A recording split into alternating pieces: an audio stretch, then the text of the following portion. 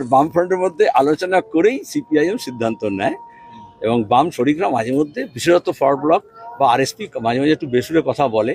একটু বেসুরে কথা না বললে তারা যে সিপিএম নয় আলাদা একটা দল কী করে বুঝবে? তাহলে বামফ্রন্টের মধ্যে আমাদের শরিক দলগুলোর সঙ্গে আসন সমঝোতার প্রক্রিয়া চলছে এবং দু একদিনের মধ্যে সেটা শেষ হবে।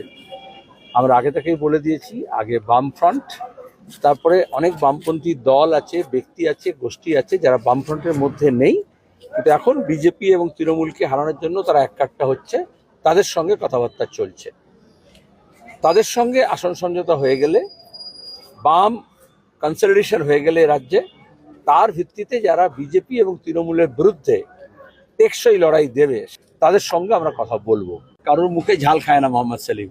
আমি সরাসরি test of pudding is eating, আমি একটু চেখে দেখি আসলে ও কি চাইছে, তারপর আমাদের পার্টিতে গিয়ে আমি ব্যাক করবো, আলোচনা করবো, তারপর সিদ্ধান্ত হবে। তুমি একটা জামা কিনতে গেলে 8বার 4বার টেনে টুনে দেখো মাপ ঠিক হবে কি হবে না, আর একটা রাজনীতি তুমি করছো, তুমি একটু মাপ দিয়ে করবে না, তা তো ভুলে যাবে। আমরা বিভাজনের বিরুদ্ধে সবাইকে এক কাট্টা করছি।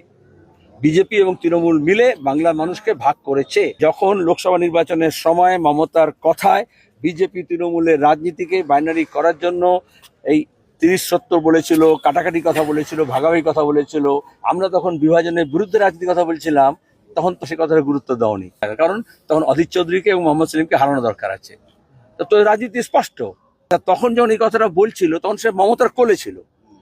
যে তৃণমূল কংগ্রেস হুমায়ুন কবিরকে এমএলএ করলো, মন্ত্রী করলো, যে হুমায়ুন কবির বিজেপিতে গিয়ে লোকসভার মেম্বার ক্যান্ডিডেট হলো, সেই আবার রাতারাতি আবার যখন ফিরে এলো আবার তৃণমূল কংগ্রেস তাকে এমএলএ করে দিল। সেসব নিয়ে কোনো সমস্যা নেই। আর কে কাকে চোখ মেরেছে সে নিয়ে তোমাদের চোখে বালি হচ্ছে।